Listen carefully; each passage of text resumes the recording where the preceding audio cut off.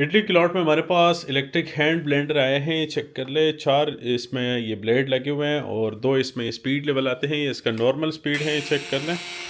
और एक इसमें ये टर्बो स्पीड का फंक्शन आता है, तो चेक कर लें। बहुत तेज़ मोटर है इसमें, 900 वाट का इसमें मोटर लगा हुआ है और इस तरह के पैकिंग में आता है, चेक कर लें। ये इसका ब्रांड नेम है डिसीनी और ये इटली का ब्रांड है। यहाँ पर इसका ये यूज़र मैनुअल है और फुल स्टील में बना हुआ है, चेक कर सकते हैं। ज़बरदस्त क्वालिटी है और लिमिटेड स्टॉक में अवेलेबल है।